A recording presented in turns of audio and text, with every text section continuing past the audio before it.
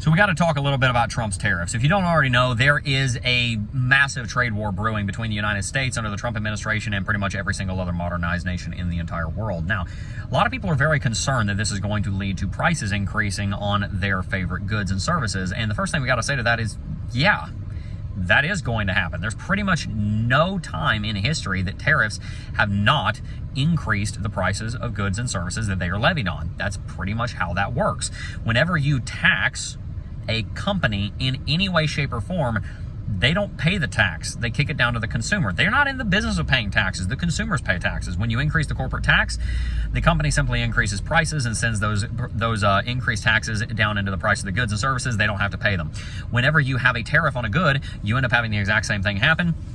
The cost of the tariff gets kicked down the line to the end consumer. So if we do see 25% tariffs on Mexico, 25% tariffs on Canada, 25% tariffs on the European Union, then yes, those goods and services that are being imported from those countries are going to end up having increased prices. That's just going to happen. That's simply the way it works. Now, we've also got to take this from the point of view of the entire market as a whole and from the entire stance of the Trump administration. Now, look, I'm not here to say that Trump is perfect. I am not some Trump fanboy. There are areas where I've thought he has been very wrong in the past. I'm simply trying to be bipartisan here and make sure that we look at both sides of the story, because economics is not as simple as one policy. It's not as simple as tariffs. There's a lot more going on here. The Trump administration is not just talking about doing tariffs. It's also talking about lowering corporate taxes, which means that companies in the United States and that are doing business in the United States would possibly be paying less corporate taxes, even though they may be paying tariffs if they are importing goods into the United States from other nations. So there is a kind of a balancing factor here where taxes are going to likely be going down for these companies, tariffs are going to be going up, incentivizing these companies to build these products in the United States rather than importing them from other nations, which will likely bring about jobs growth in the United States, as manufacturing will come into the United States as these companies try and dodge the tariffs. On the other hand, we're also looking at a lot of deregulation going on in the United States, and that is also likely going to bring prices down, because as someone that I know that worked on the Ford 500, the Ford Taurus, if you've ever seen one of those driving around, old car, I know the guy that ran that department. On his first day, he signed a $3 million check to retool part of the factory for that car. He was over that entire automobile for Ford, and he told us that in a car, there's about 30,000 parts. Over half of them are there simply because of regulation and not because they're even necessary. It's the same thing with the cost of the vehicle. Over a third of the cost of the vehicle is as a result of regulatory compliance, not because you actually need that much money to build the vehicle. It gets kicked down it gets kicked down to the consumer. So the consumer ends up paying 33% more for the vehicle because of the regulation, and the car is much more complicated and therefore breaks down more because of all these pieces in the car that are not necessary. Again, these are not my words. This is the person that was working at Ford. In his own words, he could have gone on to be the chief executive officer of the company, stepped away because he wanted to follow the Lord. The Lord led him somewhere else. Very high up there executive in Ford, right? It's the same thing in every single industry. And so when we see the deregulation that's coming in and we see the lower taxes that are coming in, it's probably going to balance out. You're probably not really going to feel the tariffs all that much, but you will likely feel them if you're buying goods from Canada or from Mexico. Now, here's the other thing. These tariffs are probably not actually going to go into place with Canada and Mexico. Here's why. Trump is, he gets really down and dirty. He starts out any negotiation with a threat. This is how Trump negotiates. He says, we're going to take back the Panama Canal, or we're going to invade you, and you're going to cease to be a sovereign nation.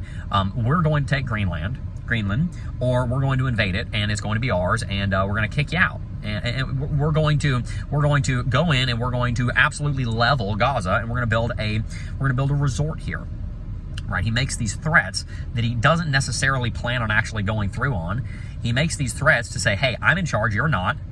Bend to my will. Bend the knee, kiss the foot, or I will end you. That's the beginning of the negotiations, and that's pretty much what he did. It's straight out of his book, The Art of the Deal. It's pretty much what he did with Mexico and Canada. He said, we're going to place 25% tariffs on you, and we're going to screw your businesses over. Your entire profit margin is going to be gone. You're going to be uncompetitive in the United States because your prices are going to be so much higher than American-made goods. And if you don't do that, and if you don't do exactly what we say on border security and on extraditing criminals and cartels, cartel leaders, all this kind of stuff, we're going to put 25% tariffs on you. Within a week or so of those being announced, they got a 90-day moratorium, and they're probably going to get another moratorium because Canada and Mexico are now playing nice with the Trump administration and giving them what they want. So you're probably not actually going to see the 25% tariffs on Canada and Mexico at all. Trump doesn't want a trade war. He wants Mexico's tariffs, which are 33 to 50%, to come down. Canada's tariffs, which are in the same ballpark, to come down so that we can do business with the rest of NAFTA in a more fair way, so there's less of a trade deficit. It's not that he wants our tariffs to go up on them. He wants their tariffs to come down so American business can flourish all over the continent.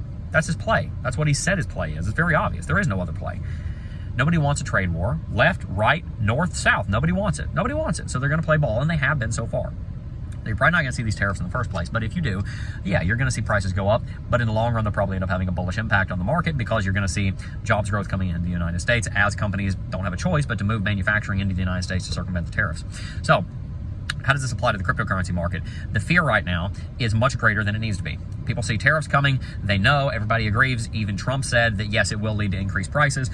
Crap. We've been dealing with inflation for the last 4 years, and so you see a shock in the market. We see the stock market coming down. Bitcoin is considered a risk-off market. We're having this risk-off mentality, which is actually the inverse of what you would think it is. You'd think risk-offs people buy, Bitcoin is risk-on. People are in this risk-off stance. Bitcoin is considered, hey, the stock market's doing well. Bitcoin's more risky, then we'll buy Bitcoin. Most people right now are not thinking, hey, let's go buy Bitcoin. They're thinking, hey, let's hoard cash because we look like a drop's coming in. They think the stock market's going to go lower. They think Bitcoin's going to go lower. They're in cash. They're going to go buy back in later. And so with people not investing in the stock market, they're certainly not going to invest in Bitcoin because they consider Bitcoin more risky than the stock market. And they sure as shit aren't going to invest in the altcoins. So the altcoins are getting eviscerated. Bitcoin's getting hurt. The stock market's kind of dumping a little bit. That's going to end soon because in the next 2 to 3 months, people are going to forget about these tariffs. They're going to forget about all this fear. Emotions are fickle things. They don't last long. And the fear that is driving the market right now will vanish and we'll be on to the next thing. And you're probably also going to start to see more of a track record of, hey, either these tariffs came in and this is the result and it's not as bad as you thought it was, or we're going to see the tariffs not happen in the first place because Trump got everything that he wanted.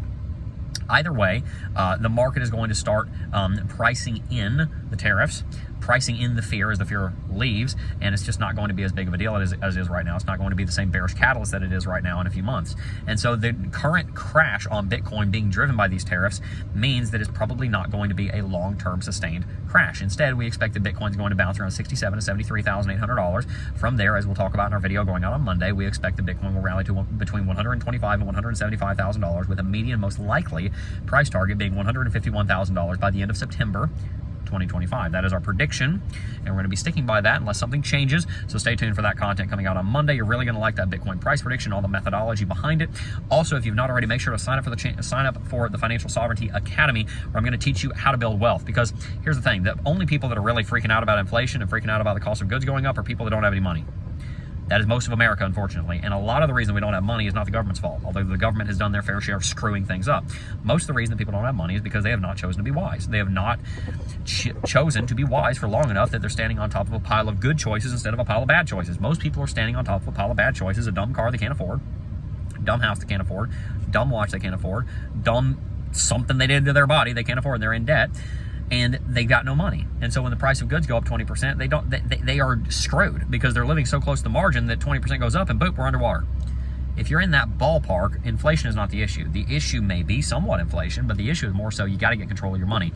So I want you to check out the Financial Sovereignty Academy because on Tuesday of this coming week, just a few days from now, the price of FinSov Academy will be increasing from $99 a year to $104 a year permanently. We never discount the price of FinSov Academy. The price will never be less than $104 a year ever again. And we will not be changing the date. It is happening Tuesday. It's not moving. So sign up for the Financial Sovereignty Academy. $99 a year. Lock it in right now. You'll have that price forever and learn everything that you need to know from the 7 laws of money, from the 10 steps of the financial sovereignty way, from our war on chaos, our war on debt, our intentional investment, our giving, our enjoyment, converting riches into wealth, all this stuff that we teach. Learn about the financial sovereignty way in the Financial Sovereignty Academy with the first link in the description box down below. Learn how to not be so freaked out about tariffs. Learn how to have the kind of wealth where you don't have to tremble in fear just because something changed in Washington on Capitol Hill. If you enjoyed today's video, hit that like button, subscribe to the channel. I'll see you guys in the next one. Peace.